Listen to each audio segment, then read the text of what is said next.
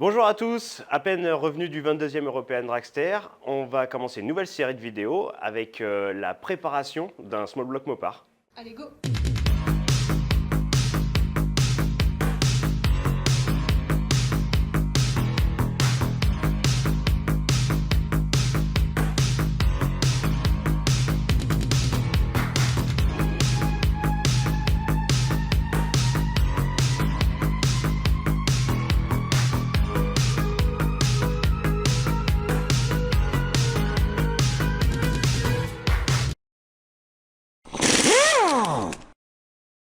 Alors cette fois-ci, pas de gros bloc aluminium tout neuf, extravagant, un simple petit 318, je pense que c'est un des blocs les plus répandus chez Mopar. C'est le bloc de la personne qui nous fait tous les montages de la chaîne, donc encore une fois, grand merci à toi. Pour la petite histoire, c'est un bloc que j'ai dû faire il y a une dizaine d'années maintenant, qui a quand même bien roulé, qui est monté dans une Duster 71. Et c'est un bloc qui propulsait la voiture, on va dire, régulièrement dans le bas des 12, avec, je pense, un meilleur temps à un 11,97 ou quelque chose comme ça à Santa Pod, donc en Angleterre, sur une piste au top. Et donc, malheureusement, l'année dernière, il y a eu une petite casse moteur. Bon, voilà, 10 ans de loyer au service, ça peut arriver. Et donc là, on est parti sur une refonte complète, plus ou moins. Et l'objectif, c'est d'essayer de faire rentrer la voiture vraiment régulièrement en 11.5, voire en dessous, et qu'elle puisse rouler en Pro E-T, donc la même catégorie dans laquelle la Cuda roule. Là, le bloc, et même toutes les autres pièces, donc bloc, culasse, vilo, etc., sortent à peine de rectif. Je vous expliquerai au fur et à mesure ce qui a été fait et pourquoi. Donc là, la toute première étape, ça va être le nettoyage.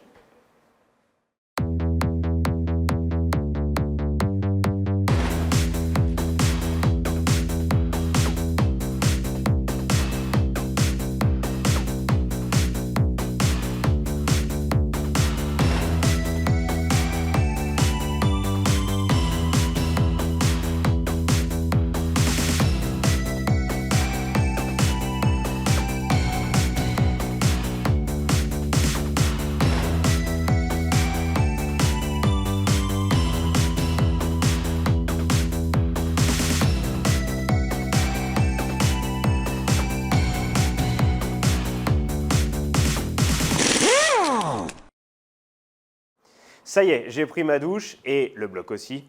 Petit conseil, quand vous nettoyez un bloc fonte comme ça, essayez de le sécher rapidement, de le souffler partout et de le lubrifier avec une huile pénétrante type WD-40, il y en a d'autres, hein.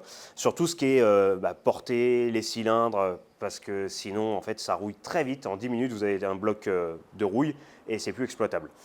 Dans cette série de vidéos-là, je ne vais pas vous réexpliquer toutes les étapes comme on l'a fait sur le moteur de la Cuda. Ça, je vous laisse aller regarder cette playlist-là. Là, on va essayer de se concentrer sur les différences, en tout cas les points particuliers qu'il y a sur un small block et un moteur, on va dire, plus type d'origine qu'on prépare. On va déjà commencer par la lubrification et je vais vous montrer les points qui diffèrent et les points qui sont à modifier. Première différence, la pompe à huile se trouve directement montée sur le dernier palier de Villebrequin et donc directement dans le carter d'huile, là où sur un big block Mopar, elle se trouve en extérieur et à l'avant.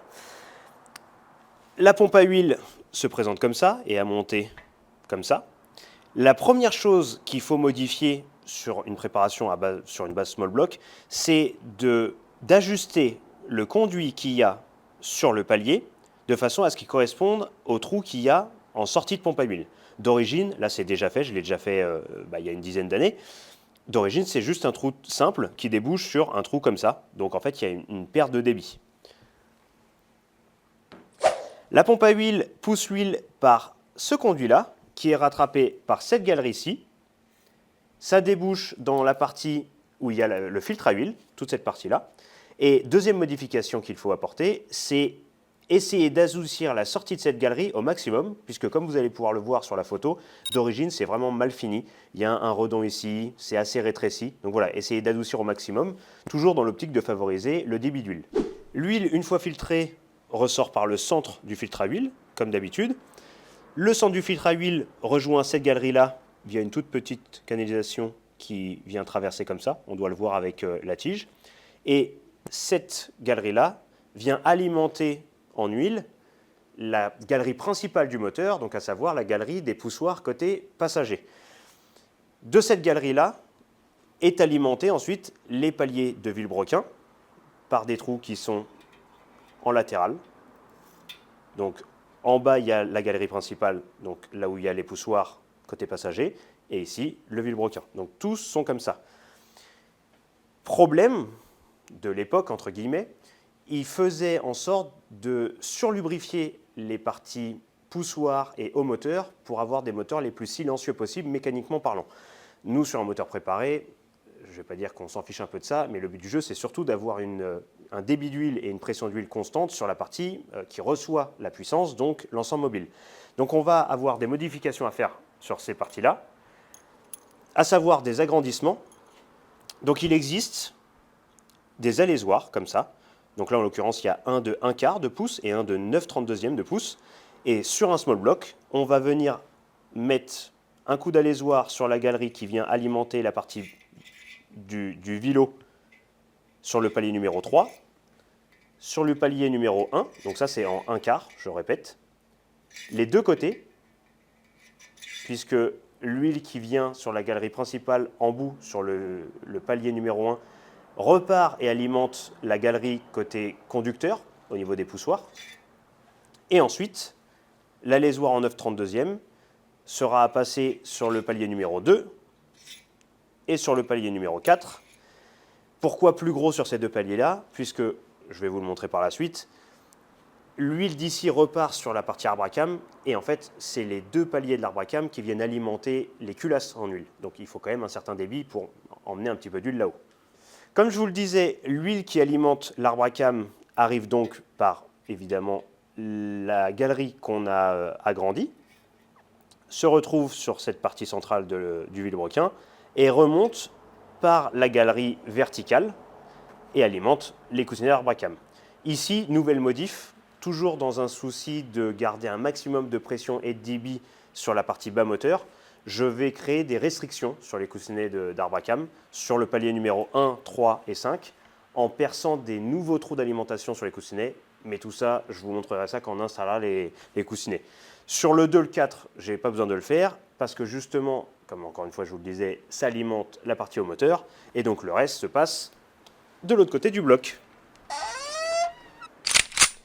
Ici, on retrouve donc les deux fameuses conduites qui alimentent le haut moteur en huile. Donc la première qui débouche sur le palier d'arbre à cam numéro 2, et la même chose à l'arrière du bloc sur le palier numéro 4.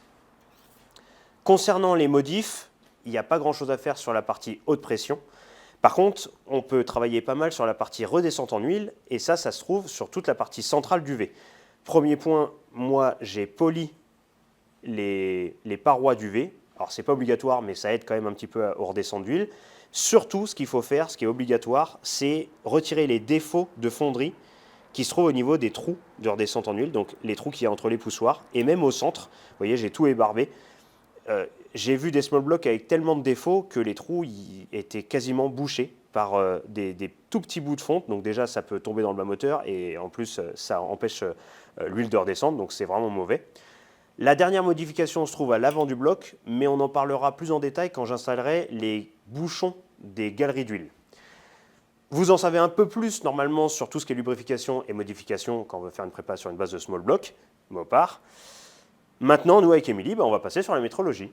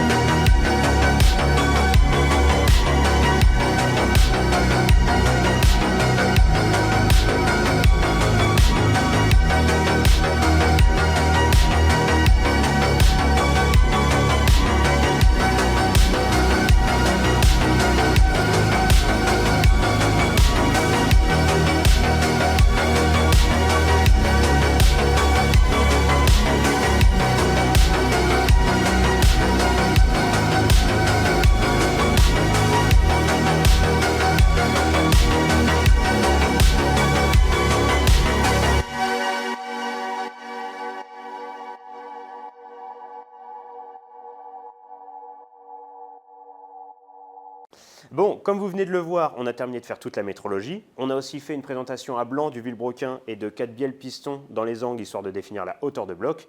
Et là, par rapport à ce que j'ai demandé en usinage, on est tout pile poil dans les tolérances.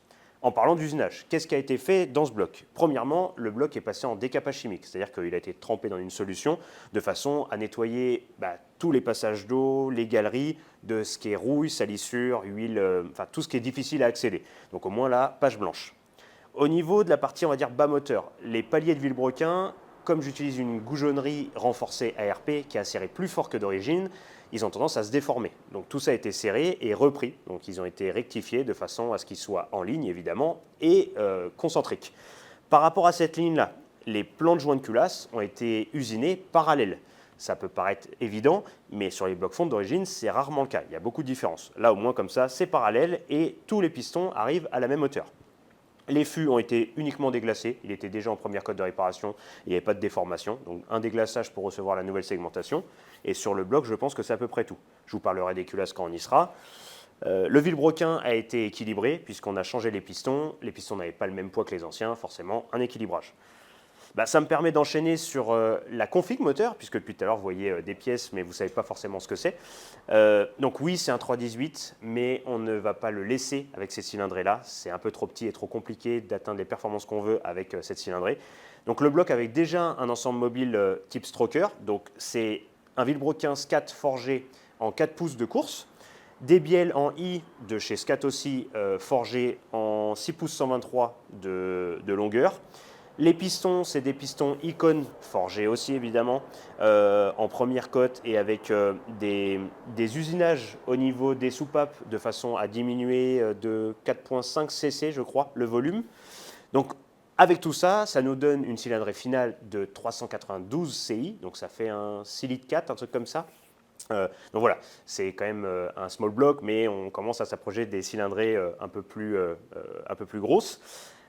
D'origine, un 318, dans ces années-là, ça doit faire, alors je vais peut-être dire des bêtises, mais quelque chose entre 180 et 220 HP, fonction des années, fonction des carbus, etc. Là, l'objectif, c'est d'aller chercher un 500, 550 HP en Atmo. Et puis voilà, je vous dirai la suite du setup au fur et à mesure qu'on avancera. Là, maintenant, on va tout démonter, et je pense qu'on va pouvoir passer à la partie peinture. Évidemment, qui dit bloc fond dit peinture du bloc, en tout cas des éléments qui vont rester à nu, puisque sinon, au bout d'une semaine, vous avez un bloc qui est tout rouillé orange. Donc, pour la peinture, moi, j'utilise que des gammes époxy, c'est ce qui tient le mieux aux hydrocarbures. Si vous voulez nettoyer le bloc avec nettoyant frein ou de l'essence, au moins, vous êtes sûr de ne pas retirer la peinture au fur et à mesure. Donc, un après époxy, achetez sur Internet, il y en a plein. De la peinture de votre choix, mais aussi, si possible, en gamme époxy. Donc là, ça sera un bleu turquoise, donc c'est un peu le bleu typique des blocs Mopar, on va dire pas trop performant, histoire de cacher un petit peu le jeu du moteur. Évidemment, avant, tout masqué, donc avec du tiro, des bâches, du papier craft. Bon, j'apprends pas grand-chose à grand monde, mais bon, voilà. Et puis là, avant, un bon gros dégraissage, histoire que la peinture récolte bien.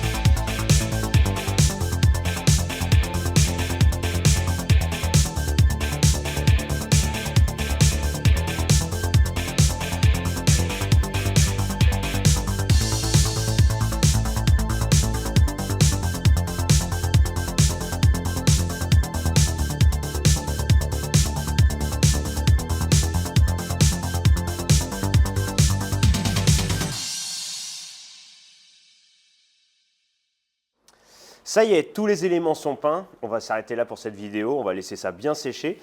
La prochaine fois, on enchaînera sur l'assemblage du bas moteur, évidemment. J'espère que ce nouveau projet vous plaît. Si c'est le cas, n'hésitez pas à vous abonner, comme d'habitude. Posez des questions ou laissez des critiques dans les commentaires. On essaye de répondre à peu près à tout. Et sur ce, je vous dis à bientôt.